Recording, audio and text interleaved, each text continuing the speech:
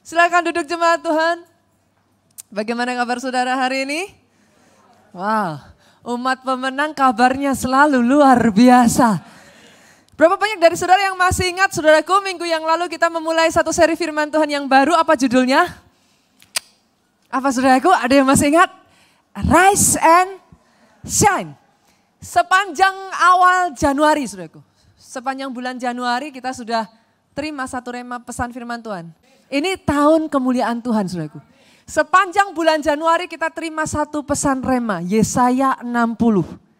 Tapi kita tahu satu hal saudaraku, penggenapan Yesaya 60 ini seberapa itu digenapi dalam kehidupan kita Bu, sangat tergantung, sangat dipengaruhi dari seberapa komitmen kita. Karena ayatnya yang pertama berkata apa Pak? Rise and shine. Jadi seberapa itu digenapi, seberapa jauh kita merasakan yang namanya tahun kemuliaan Tuhan akan sangat tergantung dari seberapa kita mau bangkit. Seberapa kita mau dipakai Tuhan menjadi terang, saudaraku. Ada satu rema yang luar biasa di Yesaya 60 ayatnya yang kelima. Ada yang masih ingatkah saudaraku minggu lalu seberapa banyak dari saudara yang hadir minggu lalu boleh lambaikan tangan saudara? Ada sebagian besar saudaraku. Oke, kita lihat aja ayatnya, media boleh bantu saya. Supaya sama-sama saudara. Kalau ada di antara yang saudara tidak hadir, kita bisa sama-sama menangkap ayat ini, Yesaya 60. Boleh dimunculkan ayatnya yang kelima, sama-sama saudara kita baca 2-3. Pada waktu itu engkau akan heran melihat dan berseri-seri. Engkau akan tercengang dan akan berbesar hati sebab apa? Kelimpahan dari seberang laut akan beralih apa saudaraku kepadamu, kekayaan bangsa-bangsa akan datang kepadamu. Dalam bahasa Inggrisnya di sana dikatakan saudaraku engkau akan berseri-seri. Dalam bahasa Inggrisnya your heart will throb. Hati kita itu akan throb. Throb itu apa saudaraku? Throb itu artinya hati kita ini berdebar-debar. And swell with joy Pak. Swell itu bengkak Pak. Hati kita itu sampai dalam kondisi yang bengkak, meluber, meledak dengan sukacita. Terobosan keuangan besar. Oh saya tidak mendengar aminnya yang paling keras dari tempat ini. Tepuk tangannya lebih dahsyat lagi buat Yesus Tuhan kita. Satu terobosan keuangan yang sampai membuat hati saudara berdebar-debar.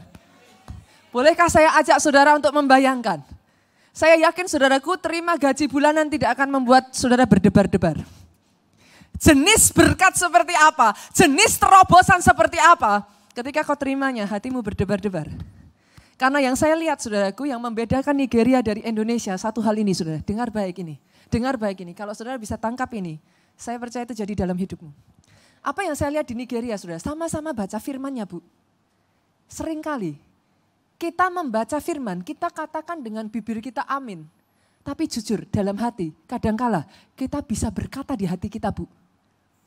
Kayaknya firman Tuhan hiperbola deh. Kayaknya kok melebih-lebihkan ya. Yang saya lihat ketika saya ada di Nigeria saudaraku. Hamba-hamba Tuhan yang ada di sana Pak, jemaat yang ada di sana. Mereka membaca firman Tuhan dan mereka mempercayainya as is. Mereka pegang firman itu dan mempercayainya sebagaimana seharusnya. Kalau Alkitab mengatakan, jenis terobosan itu Bu akan membuat engkau berdebar-debar. Dalam hati kita bukan berkata, kayaknya kok melebih-lebihkan ya. Isn't it too much? Masa sih? Kalau Alkitab mengatakan jenis terobosan ini akan membuat saudara meledak dengan sukacita. Ada sebagian dari kita mengatakan, kok kayaknya ini terlalu berlebihan. Tapi saya tantang di sini berapa orang yang berani mengimani ayat ini, mempercayai ayat ini. Kalau dikatakan di sini terobosan yang terjadi dalam hidupmu akan membuat engkau berdebar-debar, berdetak kencang jantungmu. Jenis terobosan yang terjadi dalam hidupmu akan membuat engkau sampai meledak dengan sukacita. Kalau ada orang-orang yang seperti di tempat ini, boleh saya dengar aminnya yang paling keras dari tempat ini. Terjadi atas kehidupan saudara. Terobosan yang seperti ini akan dimulai. Sudah dimulai. sedang terjadi. Dan namanya terobosan saudaraku, yang namanya terobosan, kita itu enggak dapatnya santai-santai. Terobosan itu bukan kita ya dikasih syukur, enggak dikasih syukur. Berapa banyak dari saudara yang mengerti terobosan itu dibutuhkan effort untuk kita mendorong. Terobosan dibutuhkan kerja keras untuk kita mendapatkannya. Yang mengerti aminnya yang paling keras. Hari-hari ini saudaraku, jujur ini yang saya rasakan. Tadinya saya berpikir, saya sempat cerita Pak Jo itu sejak dari akhir Desember awal Januari. Saya balik ke Indonesia saudaraku dari Nigeria. Beberapa minggu setelah itu saya berkata terus sama Pak Jo, hatiku kok gak enak ya. Saya tuh gak tahu kenapa saudara. Saya awalnya berpikir apa jangan-jangan jet lag. Karena yang namanya orang habis pulang dari jauh saudaraku, pindah-pindah lokasi saudara. Dan setelah itu balik ke Indonesia wajar lah, kita ngerasa jet lag itu wajar. Tapi karena waktu berlalu saudaraku dan saya menyadari ini bukan jet lag. Ini ada sesuatu yang gak pas saudara. Saya katakan ke Pak Jo. Pak Jo tanya lah kenapa katanya. Saya katakan Pak Jo ini tuh seperti ini loh saudaraku. Sesuatu yang besar itu akan diberikan. Ada yang tahu dan gak terima kalau itu diberikan. Dan berusaha gimana caranya ini dihalangi untuk diberikan. Saudara bisa mengerti maksud saya? Ini seperti kayak ada tarik-tarikan Pak. Seandainya kalau mata jasmani kita bisa melihat saudaraku itu akan lebih enak. Karena mata jasmani kita tidak langsung bisa melihat Bu. Yang kita rasakan itu seperti ada pressure. Pressure yang kita nggak jelas apa. Tapi rasanya itu apa ya saudaraku? Kalau orang Jawa bilang nggak jenak saudara. Apa sih? Hati ini rasanya jadi apa? Kalau bahasa gaulnya galau saudaraku. Galau tanpa sebab. Saya awalnya berpikir oke, saya masuk di dalam doa. Saya terus masuk dalam doa. Tapi kok nggak selesai-selesai ya. Saya jengkel lama-lama saudaraku. Ini apa? Sampai saya ngobrol sama Pak Jo, ini apa ya? Kok rasanya nggak selesai-selesai? Berkali-kali di akhir tahun kalau saudara masih ingat, saya berkata seperti ini berkali-kali. Masuk Januari saya mau puasa.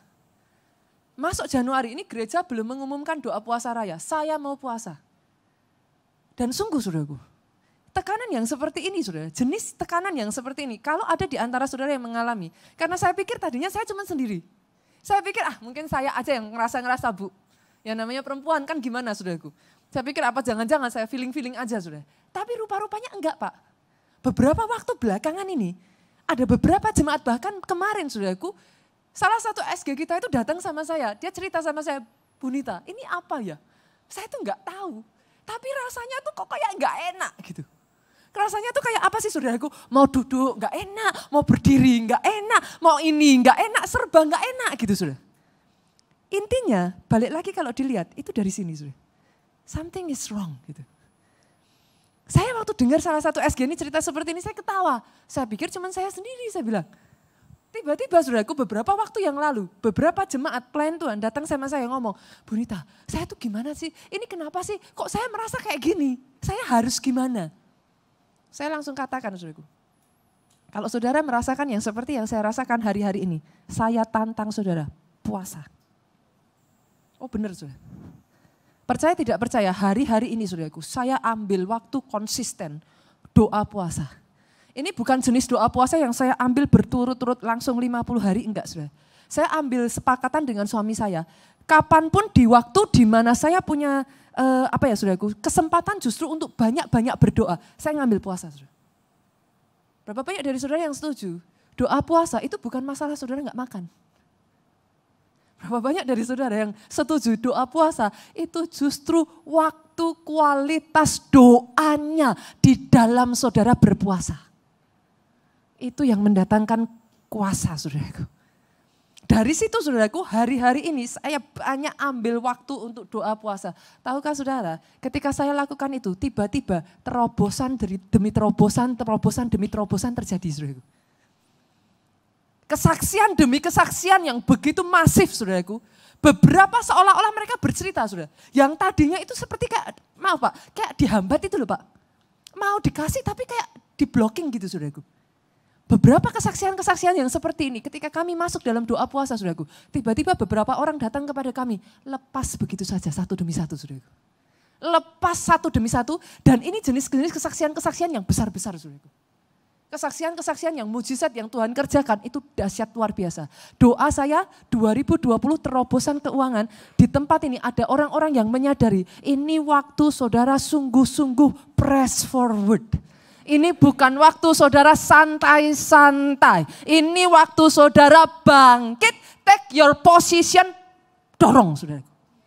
Dorong, apapun yang saudara percayai, yang jadi janji Tuhan dalam kehidupan saudara dan itu belum terjadi. Ini bukan waktunya, ya Tuhan kok gak terjadi, ya Tuhan kok gini, ya Tuhan kok gitu. No, ini waktunya take position. Saudara yang belum pernah posisi, siap-siap. Yang belum pernah puasa, siap-siap, ambil puasa. Harus puasa. Berapa hari terserah saudara. Gereja kita kemarin mengumumkan puasa 3 hari saudara. Kalau ada di antara saudara yang gak mengikuti, it's okay. It's okay. Kalau ada di antara yang saudara kemarin tidak mengikuti doa puasa, senggol kiri kanan, belum terlambat. Kapanpun saudara siap, bulan ini saudaraku, bulan ini pegang kata-kata saya. Saudara yang berani mengambil puasa secara khusus, berdoa secara khusus, terobosan keuangan. Terobosan keuangan. Imajinasikan saudara, apa yang membuat saudara merasa hati saudara sampai berdebar-debar. Jenis kayak apa saudara? Minggu lalu saya bercerita, kalau saudara hanya terima gaji, nggak mungkin hatimu berdebar-debar, udah biasa kok. Masih ingat nggak saudaraku? Pernah nggak ada di sini yang ngalami terima undian berhadiah? Ada nggak? Kalau ada angkat tangan saudara. Ada. Ada lagi nggak? Ada ibu. Karena saya pernah ngalami saudaraku. Sorry saudara, saya itu udah biasa ada di atas mimbar loh saudaraku. Jadi dipanggil maju ke depan, itu seharusnya tidak akan membuat saya deg-degan, saudara. Tapi di antara ribuan orang, saudaraku, ketika tiba-tiba dari sekian puluh ribu nomor saudara dibacakan. Bu, saya tanya, waktu maju ke depan, deg-degan enggak Bu? Banget, saudaraku. Saya tuh masih ingat Pak, pengalaman ketika saya dipanggil maju, terima undiannya keluar, saudara, nomornya. Itu saya udah biasa berdiri di atas mimbar, saudaraku. Saya maju ke depan, itu tangan bisa gini loh, saudara. Jenis terobosan yang seperti itu. Yang sampai bikin tangan saudara begini. Speechless, saudara nggak bisa ngomong apa-apa. Kalau saudara mau itu terjadi, ambil doa puasa. Beneran, saudaraku. Beneran. Karena yang saya lihat itu sudah tersedia. Saya tahu itu sudah tersedia. Definitely saya tahu itu sudah tersedia. Tapi kalau itu dihambat bagi saudara, adakah di tempat ini yang hanya berdiam diri? Ataukah saya melihat orang-orang di tempat ini yang mau take position? Adakah orang-orang di tempat ini yang tidak mengeluh, tidak mempertanyakan Tuhan, take position, ambil apa yang menjadi hak saudara? Kalau ada di tempat ini, saya mau dengar aminnya yang paling keras. Tepuk tangannya yang paling meriah buat Yesus Tuhan kita. Dan minggu lalu kita belajar saudaraku Ulangan 8 ayat 18. Ada yang masih ingat apa? Once upon a time, boleh dimunculkan ayatnya? Sebuah perjanjian dibuat. Saudara. Rupa-rupanya tanpa saudara sadari, once upon a time, Tuhan itu bikin perjanjian. Yang namanya perjanjian, seberapa banyak yang setuju, beda dengan janji. Janji satu pihak Bu, saya berjanji sama ibu, sayanya yang wajib menepati. Enggak peduli ibu mau seperti apapun, kalau saya sudah janji, ya saya menepati. Yang mengerti, katakan amin. Kalau perjanjian, itu dua pihak Bu. Satu pihak melakukan, maka pihak yang lain akan mengerjakan kewajibannya. Apabila saudara tidak melakukan kewajiban saudara, maka pihak yang kedua berhak membatalkan perjanjian tersebut. Yang mengerti aminnya yang lebih keras. Pertanyaan saya kepada setiap saudara di tempat ini. Alkitab kita itu janji lama, janji baru. Atau apa Pak? Perjanjian lama, perjanjian baru. Artinya saudaraku, sebuah perjanjian sudah diikrarkan. Ulangan 8 ayat 18 mengatakan, perjanjian itu disahkan saudaraku. Diteguhkan saudaraku. Orang yang memperoleh perjanjian itu diberikan kekuatan untuk memperoleh kekayaan. Baca ayatnya. Bolehkah saya ganti daripada kepanjangan, saudara? Bolehkah saya ganti, saya sebut ini dengan perjanjian berkat Tuhan. Oke ya. Kalau kita sudah tahu bahwa sebuah perjanjian sudah dibuat Pak.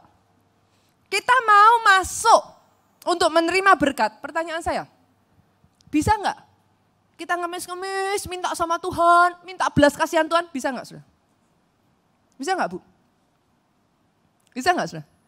Kalau sebuah perjanjian sudah dibuat Pak, cara kita masuk mendapatkan apa yang dijanjikan di sana, bisa enggak kita nangis-nangis, tolong pokoknya saya mau, tolong dikasih, bisa enggak sudah?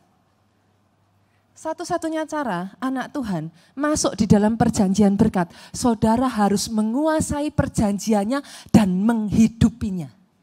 Ya mengerti aminnya yang paling keras. Lah pertanyaannya sekarang, senggol kiri kanan. Detail perjanjiannya tahu enggak Pak? Loh senggol beneran loh saudaraku. Tahu enggak isi perjanjiannya apa tahu enggak? Coba senggol kiri kanan. Kitab yang isinya perjanjian itu dibaca enggak? Ini sesama biskota dilarang saling mendahului atau gimana saudaraku? Enggak ada yang berani nyenggol kiri kanannya saudara. Tahukah saudara, semua detail-detail tentang perjanjian berkat ini tercantum di dalam Alkitab saudara. Seberapa kau membacanya, seberapa itu jadi milikmu. Engkau tidak mendapatkannya dengan nangis-nangis. Engkau tidak mendapatkannya dengan mengemis-mengemis, saudaraku. Tanpa perlu menangis, tanpa perlu mengemis, dengar baik, saudara. Kau lakukan bagianmu di dalam perjanjian itu. Tuhan itu berkata, Mazmur 89 ayat 35. Aku Allah yang memegang perkataanku. Saudara lakukan bagiannya. Dia Allah yang tidak pernah bisa ingkar pada janjinya. Pasti jadi atas kehidupan saudara. Saya boleh dengar amin yang paling keras dari tempat ini. Tepuk tangannya yang paling meriah buat Yesus Tuhan kita. Sekarang tinggal bagian kita melakukan atau tidak perjanjiannya. Minggu lalu kita belajar ada 7 pilar. Kita sudah belajar 2 pilar, ada yang masih ingat pilar yang pertama apa saudaraku? Hidup dalam kebenaran total. Dengar baik ini saudaraku. Saya kasih kepada saudara satu bocoran. Di akhir zaman ini akan bangkit satu generasi orang-orang yang diberkati Tuhan luar biasa. Tapi begitu mati-matian untuk pekerjaan Tuhan. Diberkatinya Tuhan mati-matian luar biasa. Tapi setianya sama Tuhan habis-habisan. Oh benar saudaraku. Di akhir zaman ini Tuhan akan bangkitkan orang-orang yang mengerti misi kehidupannya. Buat mereka ini uang bukan tujuan, uang alat. Ya mengerti aminnya yang paling keras.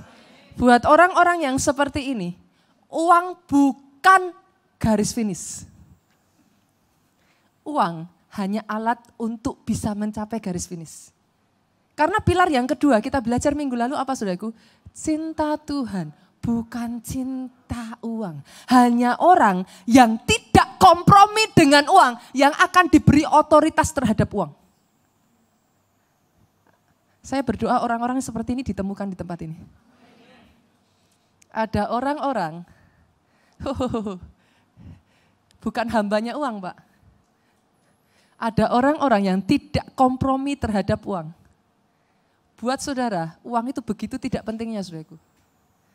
Buat saudara, sampai di satu titik, uang tidak ada bedanya dengan kertas toilet yang ada di kamar mandi saudara. Pastor, kenapa begitu ekstrim? Yes. Akan dibangkitkan di generasi ini saudaraku, orang yang bisa melihat uang pada tempatnya. Orang yang justru cinta Tuhannya mati-matian. Diberkati, tidak diberkati, tetap cinta Tuhan. Dijawab doanya, tidak dijawab doanya, tetap cinta Tuhan. Mau didengar yang diminta atau tidak, tetap cinta Tuhan. Orang-orang yang seperti ini saudaraku, siap-siap di 2020. Atas kehidupan saudara, saudara akan geleng-geleng kepala. Saudara akan dibuat berdebar-debar. Saudara dibuat akan meledak dengan sukacita. Di 2020 terobosan keuangan itu jadi milik saudara pribadi, lepas pribadi di tempat ini. Tepuk tangannya boleh yang paling meriah buat Yesus Tuhan kita. Dan hari ini saudaraku apa yang saya akan bagikan, kelanjutan dari minggu yang sebelumnya saudara. Saya akan bagikan 2 pilar berikutnya. untuk terobosan keuangan ini terjadi? By the way saudara, kita masih ada di awal tahun. Boleh dong senggol kiri kanan. Sudah dibaca belum Alkitabnya? Seriously loh saudara. Seriously, saya tahu saudara datang ke gereja, saudara bisa dengar firman, I know itu apa ya saudaraku, the fastest way. Itu cara paling cepat saudara langsung dapat makanan yang sudah dikunyah. Tapi mau sampai kapan sih saudara? Coba senggol kiri kanan. Selama saudara tidak menguasai isinya, saudara akan gampang ditipu. You have to read it. Coba senggol lagi saudaraku, kali ini beneran disenggol, bila perlu jangan disenggol, injak kakinya kayak saudaraku. Beneran saudara, bila perlu goyang-goyang badannya saudaraku. Tanya sungguhan, dibaca enggak? Kalau saudara sama-sama enggak baca saudaraku, sama-sama nyenggol yuk barengan kita baca saudara. Amin saudara. Yuk kita masuk saudara, pilar yang pertama. Pilar yang pertama, itu sebabnya hari ini saya akan memberi judul firman Tuhan, Arise and Work. Bangkit dan bekerja, bangkit dan berkarya saudara. Sekali lagi saya ajak ya saudaraku, siap-siap ya, ini saya naikkan giginya saudara. Siap-siap. Kira-kira menurut saudara, situasi seperti apa yang sampai membuat seseorang itu perlu bangkit, perlu bangun? Saudara? Boleh nggak main imajinasi saudara? Dari posisi seperti apa sampai orang itu perlu bangkit, perlu bangun? Apa orang yang sudah siap begini saudaraku perlu bangkit, perlu bangun saudara? Enggak ya. Posisi apa saudara? Orang yang perlu bangun, perlu bangkit dari posisi apa saudara? Jatuh ya. Saya ambil yang pertama dulu saudaraku, Orang yang ada di dalam posisi yang harus bangkit, harus bangun. Bisa jadi saudara, orangnya sudah tertidur saudara. Bisa ya?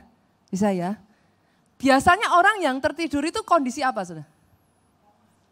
Apa? Koma, enggak selalu koma Bu. Capek. Betul ya saudaraku ya. Saudara kalau habis kerja keras, aduh capek saudara, tidur. Adakah di tempat ini usaha bisnis yang sudah ada di dalam keadaan capek? Tertidur itu enggak mati loh saudara. Tapi enggak ada pergerakan.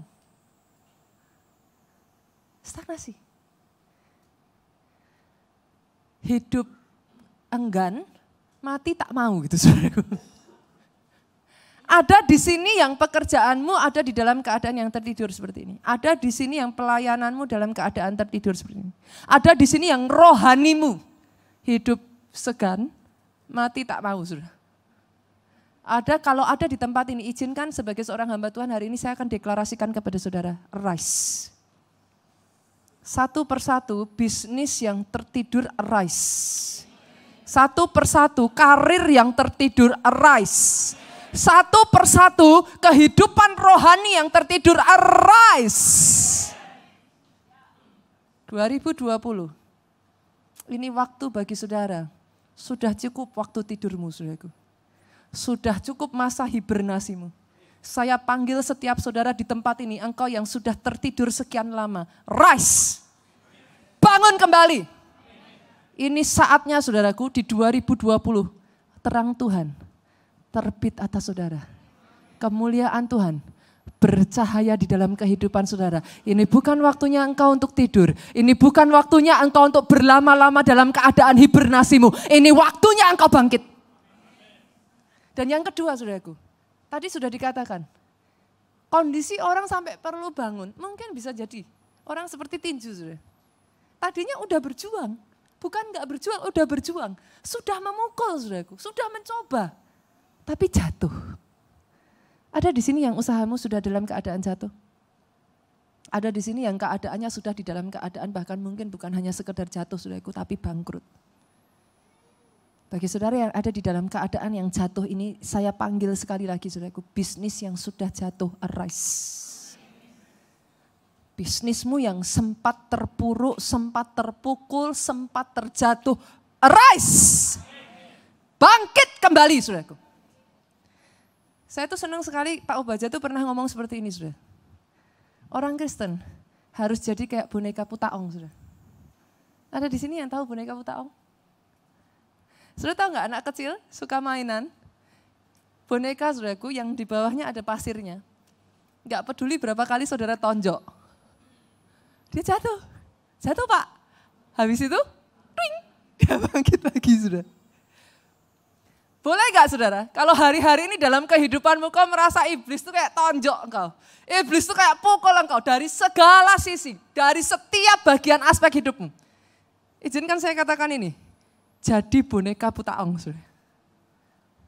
Boleh dipukul, jatuh gak apa-apa Pak, bangun lagi. Menteles saudara, kalau orang Jawa bilang tuh menteles saudara. What is menteles? Sudah dipukul saudara, bangun lagi. Setidaknya buat sampai Bu, iblis mau mukul lagi dia mikir sudah. Kayaknya yang satu ini dilewatkan aja deh, cari mangsa baru aja. Yang satu ini terlalu susah untuk dijatuhkan. Tidak peduli berapa kali dia dipukul, dia bangun kembali. Dengar baik saudaraku, di akhir zaman ini ada jenis-jenis orang Kristen, 7 kali dia jatuh, dia akan bangkit kembali. Orang Kristen yang tidak takut kena pukulan. Orang Kristen yang tidak takut kena hantaman. Berapa kali kau ditinju, it's okay. Setidaknya iblis berhadapan dengan saudara, dia kapok saudara. Beri dia perlawanan yang membuat ketika dia lihat wajah saudara, sudah jinjau saudara. Dia lihat wajah saudara, sudah malas saudaraku. Kenapa? Yang satu ini mau jatuh berapa kali?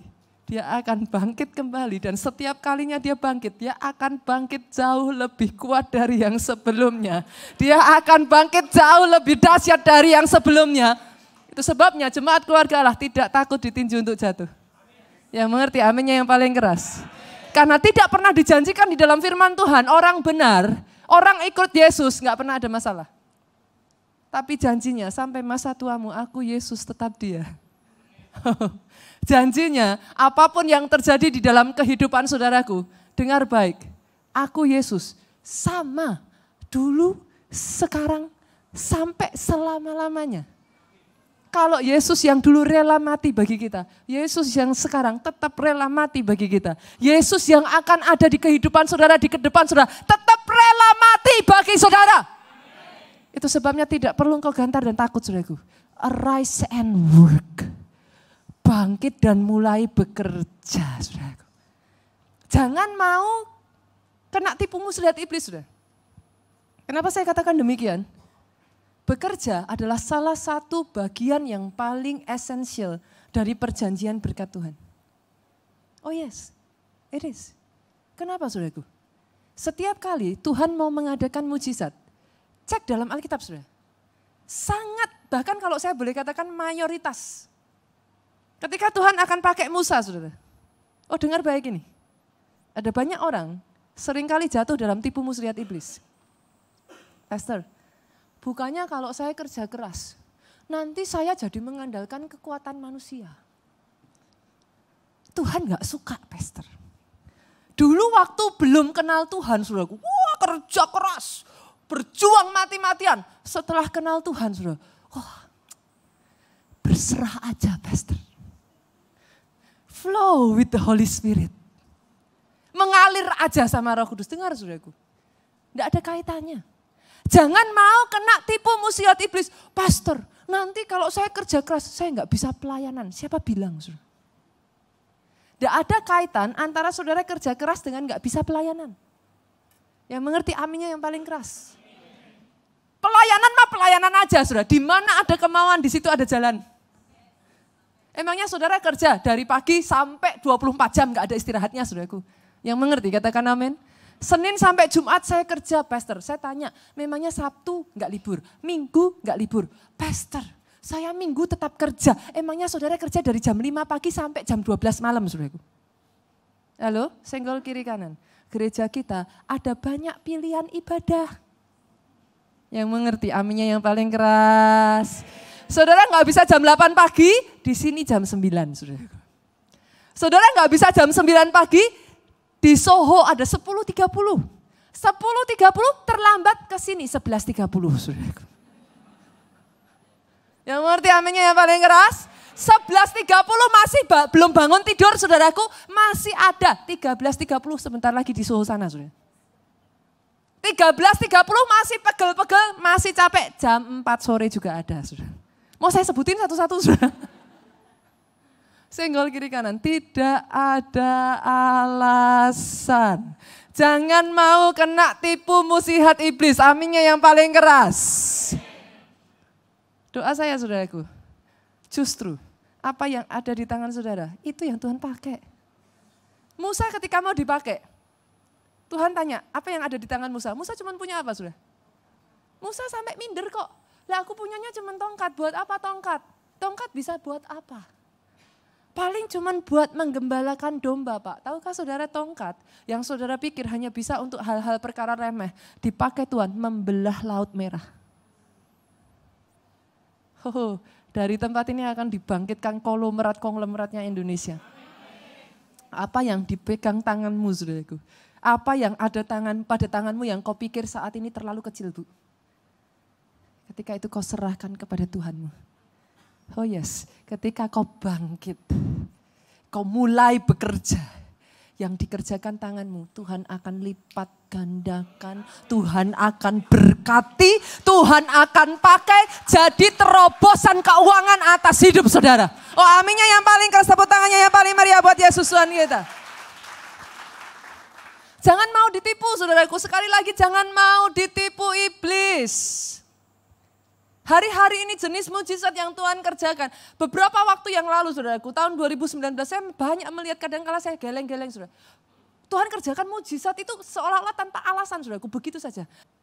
Tuhan maunya kita ini jadi tangguh. Gak cuman gini terus. Tuhan maunya kita gini saudaraku. Kerja. Gerak. Coba kita buka satu ayatnya saudara. Mazmur. Pasalnya yang pertama, ayatnya yang pertama sampai 3. Ini harusnya ayat hafalan saudara. Ada yang masih ingat ayatnya apa saudaraku? Apa? Ingat karena lihat ke depan saudara. Yuk sama-sama yuk kita baca yuk 3 ayat ini. Berbahagialah orang yang tidak berjalan menurut nasihat orang fasik. Yang tidak berdiri di jalan orang berdosa. Yang tidak duduk dalam kumpulan pencemooh. Ayat 2. Tetapi yang kesukaannya ialah Taurat Tuhan. Nah ini saudaraku. Dan yang merenungkan Taurat itu siang dan malam. 3. Ia seperti pohon yang ditanam di tepi aliran air. Yang menghasilkan buahnya pada musimnya. Dan yang tidak layu daunnya. Apa saja yang diperbuatnya. Tunggu dulu saudara, jangan amin dulu. Kita suka latah saudara. Di sana tertulis apa? Apa saja yang didoakannya. Hah? Yakin sudah? Apa saja yang dipuasakannya.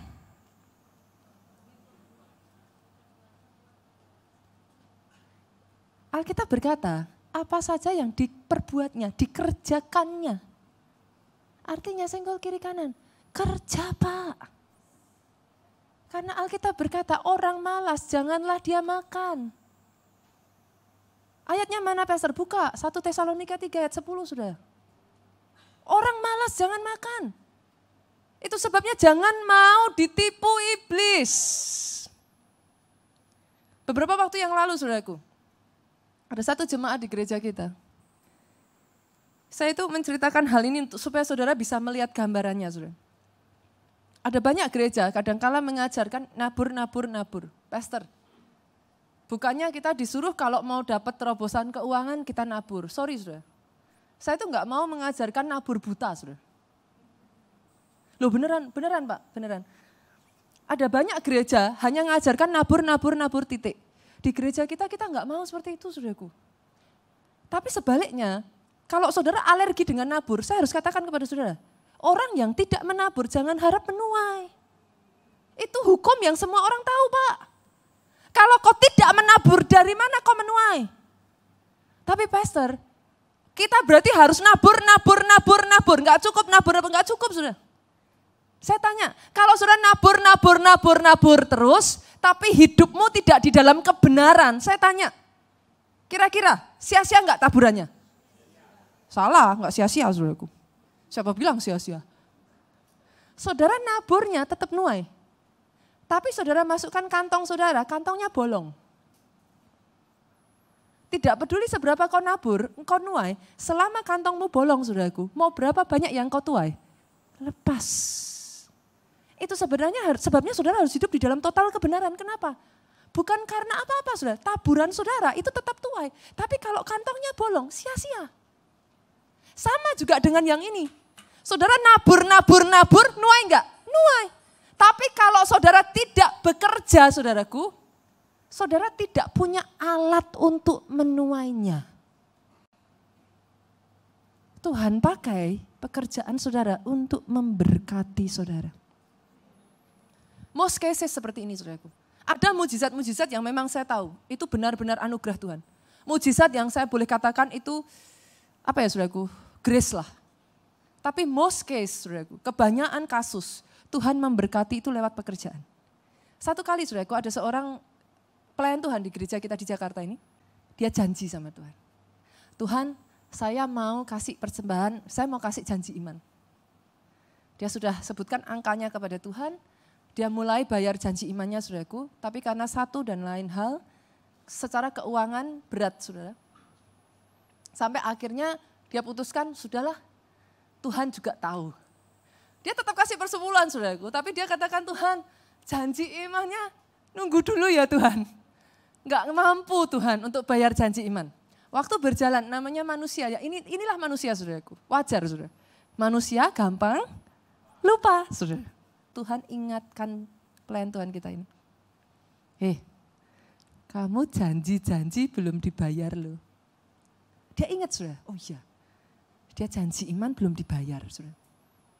Dia iseng, dia ngomong sama istrinya, dia cerita sama istrinya, sayang tahun ini kita harus bayar janji iman kita. Tahun ini saya mau lunasi janji iman saya. Istrinya mungkin saudaraku, dia merasa ya suaminya bicara, kadang pernah gak sih saudara ngobrol, kayak sambil lalu, setelah itu saudara tuh lupa gitu. Saudara dari pihak suami merasa sudah ngomong, dari pihak istri merasa nggak tahu saudara. Nah sampai di akhir bulan saudara, di print saudaraku, keluarlah tagihannya, kaget saudara. Begitu di print, bukunya saudaraku muncul, si istri ngomong sama suaminya, sayang kamu nggak salah, ini bayar hutang segini banyak. Bayar janji iman kenapa segini banyak? Lah kita makannya gimana? Suaminya ketawa-tawa, lu kan sudah ngomong, kamu sudah mangguk-mangguk, kamu sudah oke. Ya tapi ya enggak sebanyak ini katanya. Lu kan utangnya memang segini, kita belum bayar. Akhirnya istrinya enggak bisa apa-apa sudah. Istrinya waduh Tuhan, ini gimana kita? Karena pihak istri seringkali yang mengelola sudah. Jadi ketika aduh keluar uang sebanyak ini, terus mau gimana? Kita nanti lanjut hidupnya gimana? Sayang, aku tuh kok ngerasa ya, kerja di perusahaan ini kok belum maksimal. Aku ngerasa belum bisa memberikan yang terbaik untuk perusahaan ini. Rasa-rasanya tuh kayak belum sampai bisa memberi kontribusi cukup untuk perusahaan ini. Aduh ini gimana ya? 29-nya dia ngobrol sama istrinya seperti itu saudaraku. Tanggal 30 Januarinya dipanggil bos. Pak so and so ketemu sama bos. Kaget sudah. Habis tanggal 29 ngomong kayak gitu, 30-nya dipanggil sudah. Deg-degan sudah. Jangan-jangan saudaraku. Dia merasa aduh udah gak pede nih, apa mau dikeluarkan, apa dirasa perusahaan kinerjanya kurang baik atau seperti apa saudara. Akhirnya dia menghadap bos saudara, kaget. Begitu menghadap bos, langsung dikasih selamat saudara. Kaget, selamat apa? Selamat ulang tahun katanya saudara. Dia tambah bingung, ini bos kenapa gitu. Ketemu kok cuman ngucapin selamat ulang tahun, jarang-jarang namanya bos saudara. Aku manggil bawahannya hanya untuk nyelamatin ulang tahun. Setelah bilang selamat ulang tahun, si bosnya ini ngeluarin kertas saudaraku. Dia ngeluarin kertas, disodorin sama jemaat kita ini saudara. Dia lebih kaget lagi saudara. Yang tadinya dia pikir apa jangan-jangan dipecat ya. Tahukah saudara, di atas kertas itu tercantum kontrak ratusan juta dibayar di muka saudara. Kontrak ratusan juta, ini bukan termasuk tunjangan, enggak termasuk bonus, enggak termasuk komisi dan bla bla bla. Plus ditambah gajinya dia masih dibayarkan. Ini kontrak ratusan juta hanya untuk mempertahankan orang ini tetap bekerja di perusahaan itu.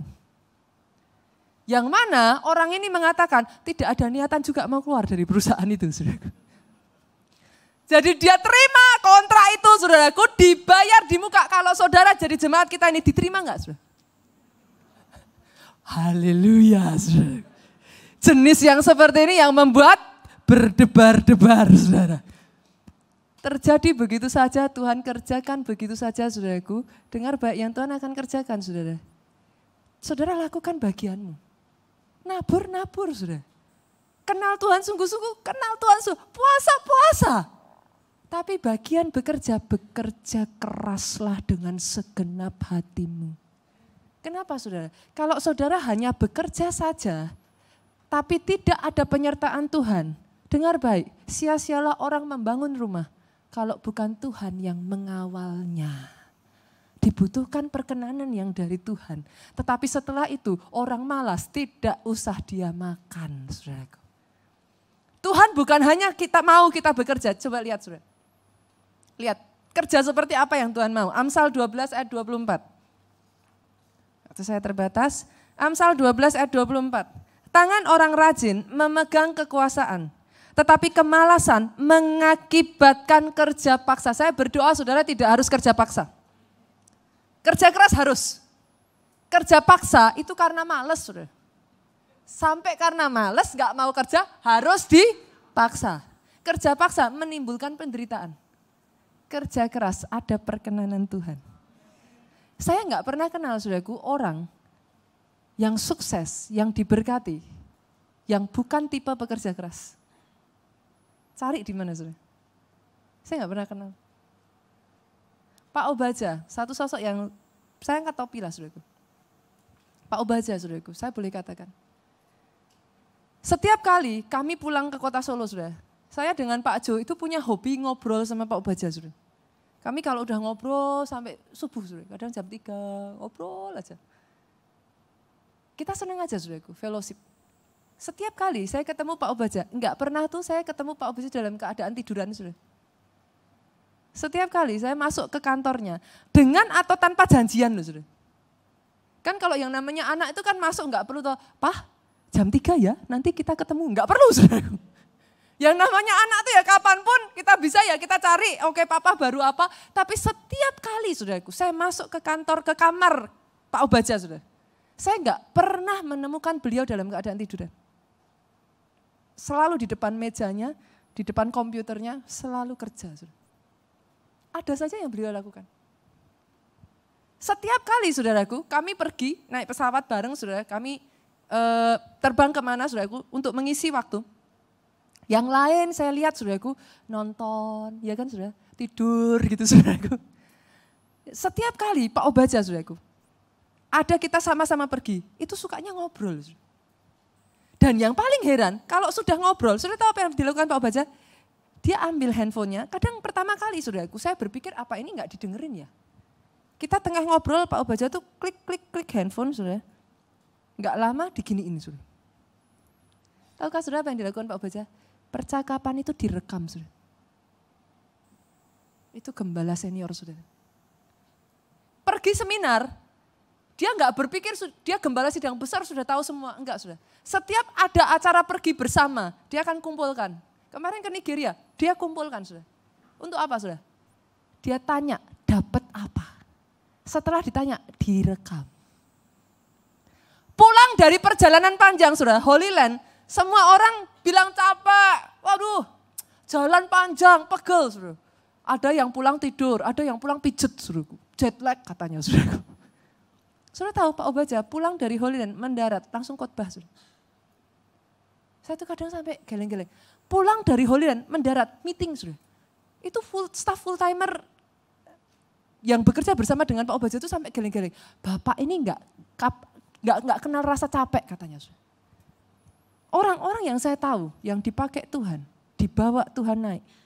Saya jarang melihat orang yang tidak punya etos kerja yang tinggi. Doa saya di tempat ini, ada orang-orang yang mau dipakai Tuhan bekerja keras. Tidak malas-malasan. Karena ada orang-orang yang mau diberkati Tuhan, bukan Tuhan gak mau memberkati.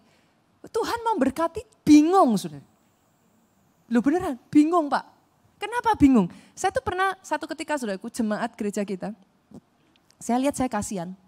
Saya tanya Pak, kondisinya itu parah saudaraku, dia gak punya rumah, dia tinggal berpindah-pindah. Akhirnya saya tergerak hati saya, saudara, saya katakan kepada salah satu full timer, Pak, tolong dicarikan kerja. Bantu, tanya si A, si B, si C di gereja kita, bisa enggak bantu Bapak ini untuk dapat kerja. Saya pikir kan itu hal yang baik ya saudaraku ya. Akhirnya benar ditanyakan saudaraku, sudah dapat pilihan pekerjaan A, B, C. Disodorkan kepada Bapak ini, dikatakan Pak ini ada pilihan A, B, C, Bapak boleh pilih yang mana, Bapak kerja yang sesuai dengan Bapak. Saudara tahu ketika diajak bicara saudaraku, diberikan penawaran pekerjaan, Bapak ini bilang apa saudara? Sebelumnya saya pengen tahu dulu, kerjaannya berat enggak? Kalau terlalu berat saya enggak mau. Terus saya digaji berapa? Kalau terlalu sedikit, enggak masuk di saya.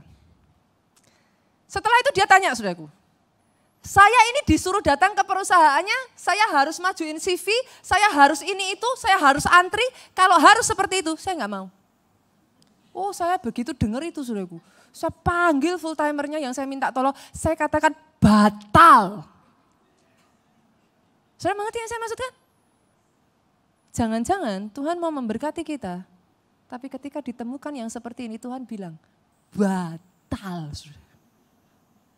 Tapi yang saya percaya dari tempat ini ditemukan orang-orang yang pekerja keras, ditemukan orang-orang pejuang, ditemukan orang-orang yang mau bangkit, mau berusaha. Sekali lagi tepuknya ya Pak Maria buat Yesus Tuhan kita.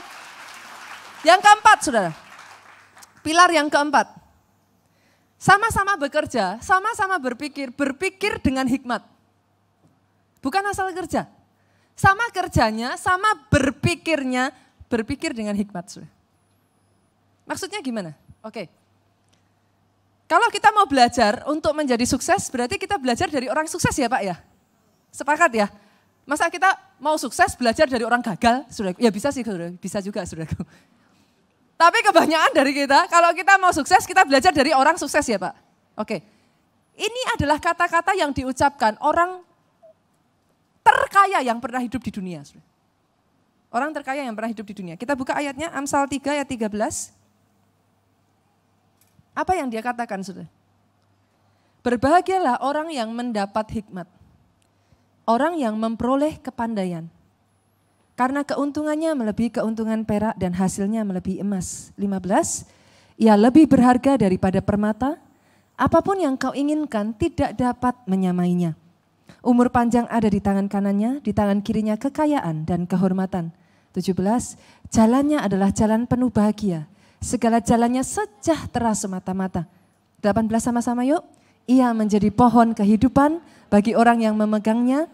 Siapa yang berpegang padanya akan disebut berbahagia. Ini nasihat dari Salomo. Orang terkaya yang pernah hidup di dunia. Saudara. Dengan kata lain dengar baik ini saudara. Hikmat adalah kekuatan untuk memperoleh kekayaan. Oke ya saudaraku. Bukan hanya sekedar bekerja, tapi bekerja dengan hikmat. Bedanya gimana Pastor? Oke. Katakan di sini saudara mau tangkap ikan nih. Saya tanya, tangkap ikan bisa nggak pakai tangan saudara? Bisa Pak. Oke. Saudara mau tangkap ikan pakai tangan, saudara masuk sungai. Kira-kira bisa dapat berapa, saudara? Dapat berapa, Pak? Dapat 1 puji Tuhan ya, Pak? 1 puji Tuhan ya. Orang namanya ikannya lari kemana, saudara pakai tangan kan? Hari itu dapat 1, katakan saudara bekerja lebih keras. Nah ini kita bicara bekerja dulu ya, saudara. Kan puji Tuhan loh, dia udah mau loh, saudaraku. Daripada dia tidur-tidur. Nggak dapat ikan kan, dia sudah mau. Tapi dia bekerja pakai tangan. Katakan dia bekerja lebih keras lagi sudah. Dari pagi sampai malam Pak. Tetap dengan tangan. Paling banter Pak, bisa dapat berapa Pak? Dapat 3, 5 lumayan lah ya Pak ya. Pakai kayak gitu ya saudaraku. Inilah bedanya bekerja keras dengan bekerja keras dengan hikmat. Sama-sama nangkepnya kali ini. Enggak pakai tangan Bu. Kali ini diciptakan alat, lebih lagi saudaraku. Pakai tombak. 5 Lumayan kan saudara? Daripada pakai tangan, betul ya? Lumayan ya. Dari yang dapat 1 bisa dapat berapa saudara? 3, 5 bisa lah ya saudaraku. Sekarang diciptakan lagi. Enggak pakai tombak Pak, pakai jaring jala. Saudara bisa mengerti yang saya maksudkan? Yang tadinya cuma 1 bisa jadi 5, sekarang bisa jadi 100, 200. Perhatikan ini saudaraku. Hikmat menciptakan produktivitas. Produktivitas membawa pada kesuksesan. Saya ulang ya saudara. Hikmat membuat kita jadi lebih produktif. Kalau hari-hari ini ada orang-orang di sini yang diberkati Tuhan dan saudara berkata seperti ini, Pastor, saya enggak mau diberkati banyak-banyak. Kenapa? Saya enggak bisa, enggak mampu, enggak muat. Tuhannya jadi bingung saudara. Ini doa minta diberkati atau enggak? Yang mengerti katakan amin. Hikmat membuat ketika saudara merasa produktivitasmu terbatas, dia memampukan engkau untuk bergerak lebih dari batasanmu. Produktivitas membawa saudara pada keberhasilan. Saya kasih contoh ya saudara, bagaimana cara kerja hikmat. Sepakat ya? Sepakat ya? Karena ada banyak orang saudaraku, saya tuh heran. Hari-hari ini saya tuh ketemu dengan beberapa orang yang merasa tertuduh dengan hikmat saudara. Maksudnya bagaimana Pastor? Ada orang-orang yang datang kepada saya, Pastor, kalau saya bekerja seperti itu, apa enggak saya nyalai Tuhan ya? Saya melebihi kapasitas saya, Pastor. Saya jadi bingung, saudaraku. Maksudnya gimana, saudara? Ada orang-orang Kristen, saudara, ketika bekerja keras, merasa tertuduh. Bekerja keras, bekerja dengan hikmat, sama dengan justru mereka berpikir mendahului Tuhan. Sama dengan tidak berserah kepada Tuhan. Sama dengan tidak bergantung kepada Tuhan. Sama dengan tidak nerimo. Yang mengerti aminnya yang paling keras? Itu sebabnya saya ajak saudara baca ayatnya. Nah kalau sudah ada ayatnya berarti itu dari Tuhan saudaraku. Yuk kita buka Amsal 15 ayat 22. Cara kerja hikmat seperti apa saudara? 23 kita baca sama-sama. Rancangan gagal kalau tidak ada pertimbangan, tetapi terlaksana kalau penasehat banyak. Pastor, kalau saya tanya sama orang, saya minta nasihat si A, si B, si C, berarti kan saya tidak mengutamakan Tuhan. Halo? Loh ada loh saudara. Saudara akan takjub dengan bagaimana orang-orang Kristen itu sangat rohani sekali saudara. Loh beneran, saya kadang bingung saudara. Tapi ayat ini mengingatkan kepada kita, saudaraku, rancangan terlaksana dengan banyak nasihat, Pak. Artinya apa? Ada begitu banyak orang, saya temukan, saudaraku, mau buka usaha. Saya tanya, langkah-langkahmu gimana? Nomor 1, Pastor, saya bergumul sama Tuhan. Saya dengar suara Tuhan. Tuhan kasih saya tanda. Orang-orang di sekeliling saya memberi peneguhan. Saya sudah doa puasa. Setelah itu, saya langsung buka. Saya melangkah dengan iman. Rohani enggak, saudara? Rohani enggak? Kedengarannya rohani ya, saudaraku? Bishop Oyedepo, saudaraku, salah satu orang yang boleh saya katakan, saya banyak belajar dari beliau, saudara. Pada saat Tuhan berbicara kepada dia untuk membuka sebuah rumah sakit, saudaraku. Saudara tahu apa yang dia lakukan? Dia berdoa. Dia minta petunjuk Tuhan, betul. Tapi setelah itu, saudara tahu apa yang dia lakukan? Dia belajar dari 10.000 rumah sakit yang lain. Maaf saudaraku, kok rumah sakit? Sekolah. Ketika dia diminta Tuhan untuk membuka sekolah, sebelum dia membuka sekolah itu saudaraku, dia mempelajari 10.000 universitas-universitas yang berhasil dan universitas-universitas di kalangan kalau bahasa Inggrisnya itu kita sebut itu league saudaraku. Dia tuh universitasnya masuk dalam liga-liga besar di kalangan universitas gitu saudaraku. Beliau untuk membuka sekolah ini saudaraku, dia belajar dari 10.000.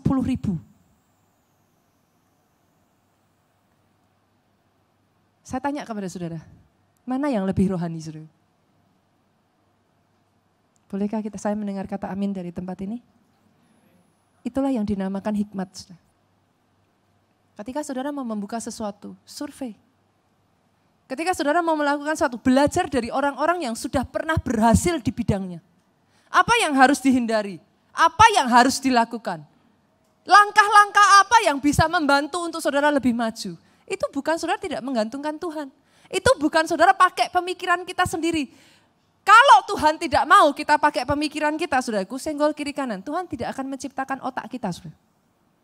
Yang mengerti katakan amin. Pastor kok keras sekali. Pastor kok jahat sekali. Kadang terdengar agak kasar ya Pak ya.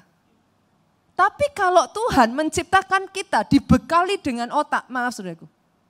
Tuhan mau setiap kita berpikir. Tuhan mau setiap kita menggunakannya dan digunakan dengan maksimal saudaraku. Tuhan mau kita pakai hikmat.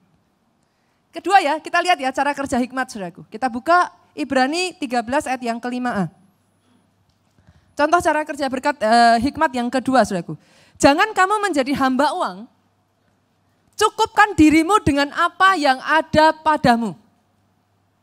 Hikmat mengajarkan kepada kita, cukupkan diri dengan apa yang ada pada kita. Percaya enggak percaya saudaraku? Dikasih 1 juta, seringkali sudah bisa habis. Betul ya saudara? Ada banyak orang berkata, kalau 1 juta mah kurang pastor. Coba kalau saya dapat gaji 5 juta, pasti saya bisa menabung. Betul saudara, setelah dari 1 juta gajinya naik ke 5 juta, 5 juta tetap habis. Tetap kurang. Nanti ngomong lagi saudara, 5 juta zaman sekarang tuh artinya apa sih pastor?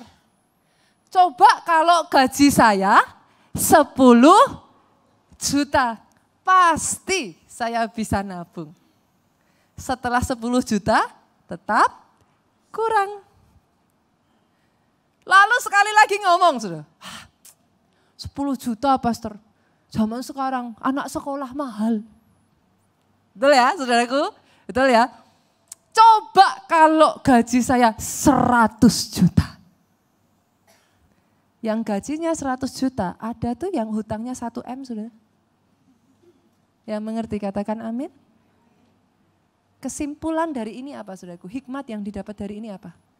Belajar mencukupkan diri dengan seberapa yang Tuhan berikan di tangan kita. Yang terbaik, cukupkan dengan apa yang ada pada kita. Suami saya menasihatkan saya ini, pada saat naik gajimu, naik pendapatanmu, naik inputmu, jangan diseimbangkan dengan naiknya output. Input harus naik terus, output dijaga tetap posisi sama, bila perlu kalau harus naik, naik sedikit. Susah output kalau naik, ini outputnya turun itu jarang langka. Saya hampir nggak pernah menemukan yang seperti itu. Inputnya naik, biasanya yang ada orang punya kecondongan output langsung naik, mengikuti input. Tapi Pak Jo tuh orang yang sangat dalam hal ini saya sangat belajar.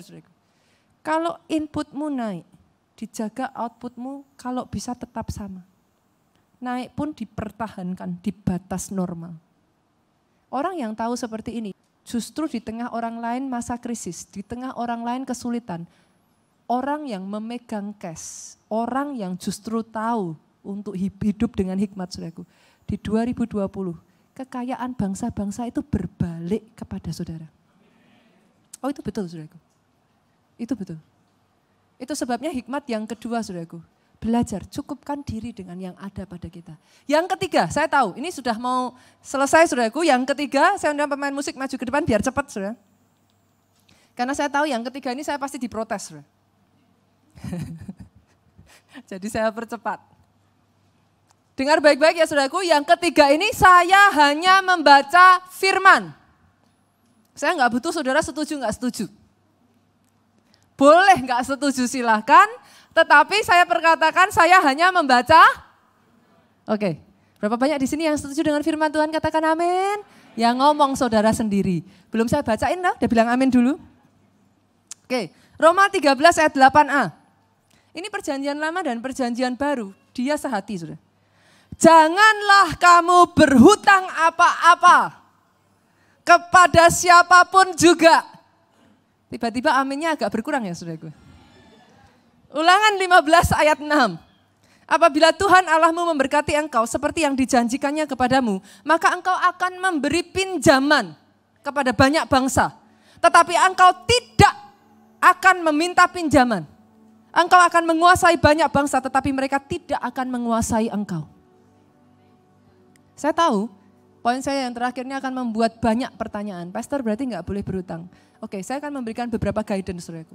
Nomor 1, masalahnya dari hutang. Hutang itu bukan tergantung dari keadaan keuangan saudara.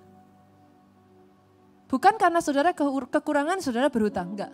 Yang saya temukan, semakin berkelebihan saudara, semakin besar hutang itu juga bisa saudara. Betul ya Pak ya? Berarti bolehkah saya masukkan ini saudara? Hutang itu mentalitas. Hutang itu cara lihat kita, cara pandang.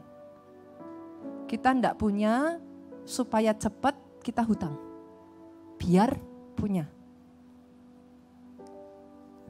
Orang-orang yang saya kagumi ini saudara, nama-nama yang saya sebutkan kepada saudara ini, Bishop David Oyedepo, Pastor E.A. Adeboye.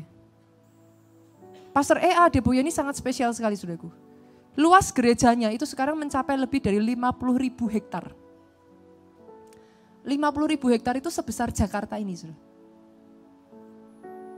Itu luas gerejanya. Luas gedung gerejanya itu 3 kilo kali 3 kilo. 900 hektar. Saudara tahu apa yang dia katakan? Dibelinya semuanya itu zero debt. Tanpa hutang. Ini yang mereka percaya, itu sebabnya yang saya katakan kepada saudara. Saudara boleh gak setuju dengan saya mengerti. Tapi hamba-hamba Tuhan di Nigeria ini ketika mereka membaca firman Tuhan, mereka mempercayainya as is. Benar-benar mereka memegang itu sebagaimana yang tertulis di dalam firman. Terserah saudara boleh setuju, boleh enggak. Tapi yang saya lihat dalam kehidupan mereka ini saudaraku, ini yang Pastor E.A. Adeboye katakan, kalau Tuhan tidak bisa memberikan kepadamu, buat apa kamu mengusahakan untuk mendapatkan apa yang Tuhan tidak bisa memberikannya kepadamu? Saya tahu itu ekstrim saudara. Saya tahu ada banyak orang yang, Pastor berarti gimana? Nomor 1 saudara, perhatikan baik-baik. Hukum tentang hutang, jangan hutang yang konsumtif. Masalah dengan hutang saudaraku, ada banyak orang hutang sekarang, hutang untuk apa? Beli apa saudaraku? Mobil. Hutang beli motor. Hutang beli handphone. Yang paling parah sekarang saudaraku, beli baju aja hutang saudara. Loh beneran loh saudaraku. Loh saudara lihat, sekarang ini hal-hal yang konsumtif itu yang kita hutang. Hutang tidak diperuntukkan untuk itu. Semakin saudara memakai hutang untuk hal konsumtif, tergulung saudara nanti. Saudara akan besar pasak daripada tiang. Kalau saudara memang belum mampu, jangan dipaksakan hanya demi terlihat lebih prestis. Yang kedua, hukum dari hutang ini saudaraku. Pastor berarti saya nggak boleh ambil hutang rumah. Sampai kapan saya bisa dapat rumah kalau saya nggak berhutang rumah? Mau sampai berapa lama saya harus kontrak terus? Dengar ini baik-baik saudara. Saya tahu pasti ada banyak pertanyaan. Saya tahu. Perhatikan ini, yang jadi masalah saudaraku, seringkali orang mengambil hutang rumah di mark up. Bank itu sudah punya perhitungannya saudaraku. Bank sudah punya syarat-syaratnya. Dan syarat itu dibuat dengan tujuan saudara tidak sampai gagal bayar. Tapi ketika semua angka-angkanya saudara mark up, saudara tidak mempunyai kemampuan untuk membayar. Saat itu dapat rumahnya happy, pindah rumahnya happy. Sebulan masih bisa bayar, setahun mulai ngos-ngosan, selanjutnya saudara terus-menerus dikejar hutang. Saya ingin mengatakan kepada saudara, hati-hati. Dalam keadaan krisis, orang yang tidak berhutang stay strong. Dalam keadaan semakin krisis, orang-orang yang ada di bawah hutang, Alkitab berkata, engkau akan dikuasai oleh bangsa lain. Saya kembalikan kepada saudara, apakah saudara bisa menerima ini dengan baik. Tapi inilah nasihat firman Tuhan. Jangan engkau berhutang apa-apa. Belajarlah justru saudara kuat, mencukupkan diri dengan yang ada, tepat pada waktunya, setia dari perkara kecil, Tuhan akan bawa pada perkara yang lebih besar. Bangkit berdiri jemaat Tuhan, datang di hadapan Tuhan.